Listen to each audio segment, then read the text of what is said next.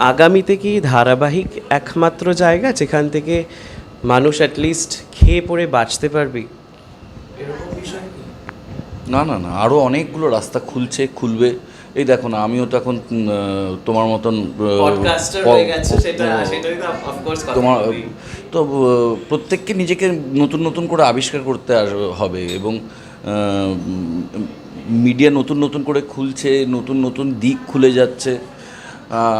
আমার বাবা ভালো অভিনেতা ছিলেন, কিন্তু সেই সময় শুধু সিনেমা ছাড়া আর কোনো সুযোগ ছিল না। তো বাবাকে সরকারি চাকরিটাই বেটার স্যুট করেছে, কারণ ছবি বছরে কটা হয়, সেখান থেকে একটা 5 ফুট 2 ইঞ্চির মানুষ কটা ছবিতে সুযোগ পাবেন সেই রিস্ক নিতে পারেনি। আমার সামনে টেলিভিশন ছিল, আমার আরেকটু ব্রডার হরাইজন ছিল। এখন আরও ব্রডার হচ্ছে, আরও বাড়বে সেটা। মজার ব্যাপার হচ্ছে, আমার ছেলের বয়স 11, তার ইউটিউব চ্যানেলের বয়স 3।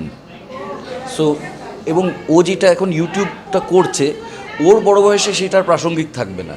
তো সেই সময় একটা নতুন একটা মিডিয়া চলে আসবে, তো সেই সঙ্গে আমাদের এগোতে হবে।